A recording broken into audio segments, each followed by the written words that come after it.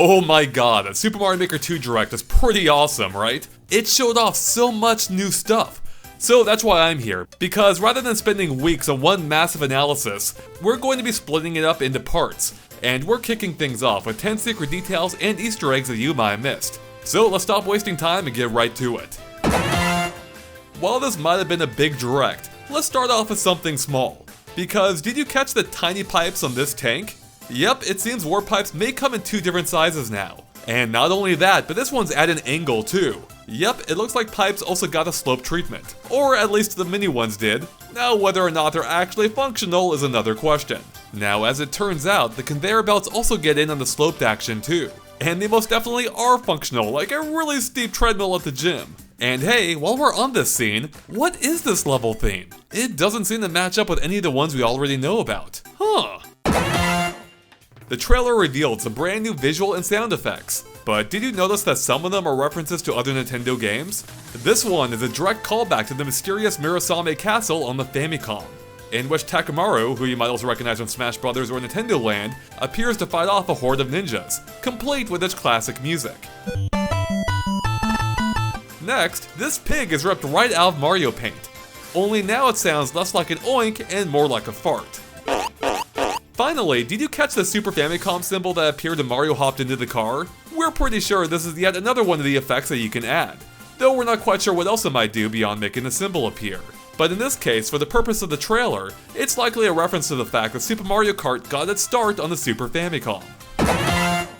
You probably noticed the new sprites that the various player characters have in the game styles that they never appeared in before, such as Toadette, who retains her bouncing pigtails. It's so cute. But did you catch that the Luigi in the Super Mario World style isn't actually the Luigi from the original Super Mario World, which originally was just a recolored Mario? Instead, it's actually the redesigned Luigi from Super Mario All-Stars plus Super Mario World, which gave Luigi an entirely new sprite. It's a pretty neat callback. Even though all the previous level themes are back, they're not all exactly the same as they were before. Because did you catch that New Super Mario Bros. U's underground theme now has waterfalls? It certainly helps liven up the place a bit. Furthermore, the airship theme in that same style revamped the mushroom platforms entirely, giving them a more mechanical look. Did you catch that Mario and Toadette seem to pull off an entirely new move here? Yeah, they both spin while in the air, slowing their descent. Now you actually could pull off something somewhat similar in 3D World by spinning the control stick while on the ground and then jumping, but in this case they're already in the air, and it seems easier to pull off. So could this perhaps be a new double jump, or rather maybe an improved version of the twirl from New Super Mario Bros. U? If you were a big fan of the original Super Mario Maker, then you might have noticed a change involving the question blocks here, because the exclamation mark that indicates you placed an item inside it has now been shrunk and moved to one of the corners, which we think indicates that you can now put more than a single item in a block.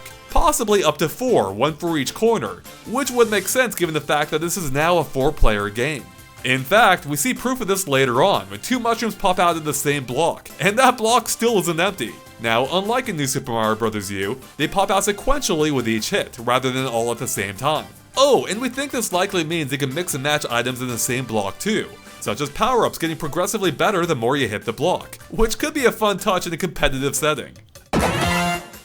And speaking of things that have changed since New Super Mario Bros. U, it seems that the bubbles you would respawn in after dying have been popped, as players now instead just pop back into existence, which makes sense for a couple of different reasons. 1, you're no longer all tethered to the same screen since you're all playing on your own Switch, and 2, it's probably pretty unlikely that the people you're competing against would want to pop your bubble and free you anyway. You might have noticed that the Ring of Boos are back, but did you also notice that they appear to be moving by themselves, as in closer to Mario? And we can see this in a couple of different scenes. Now, while you could technically do this in the original game, it required placing them on a track, and yet there doesn't appear to be one here. Unless they're invisible, which hey, you never know. But it's just as likely, if not more so, that this is a new property of the Ring of Boos, making them even more dangerous than before. We say boo to that. During the online section of the Direct, you might have noticed the rocket riding Undo Dog from the first game is back once again in the background. But did you also spot the weird new robot floating around too? It actually looks pretty similar to the Course Bot, only more humanoid. And we think this might be a reference to Mario Paint, just as the Course Bot itself is. Because back in that game, a variety of humanoid robots appeared. So the one here might be evoking those same ideas, only combined with the aesthetics of the core spot in Mario Maker 2. The clothing options you can outfit your Mii with are pretty sweet. I mean, just check out this bullet bill bottom. And hey, that fishbone shirt isn't too bad either, especially since it's hiding a little secret of its own, and it's pretty easy to miss. Because that fishbone ain't no static image, it's actually animated. So not only is that a pretty cool detail, but we have a feeling it probably isn't the only animated shirt too. And there you have it, 10 of the biggest secret details you might have missed in the Super Mario Maker 2 Direct. But like I said at the start, we're nowhere close to being done. So make sure to subscribe to GameXplain for tons more analysis videos on Super Mario Maker 2 and everything else Nintendo Switch as well. We'll catch you later. Bye.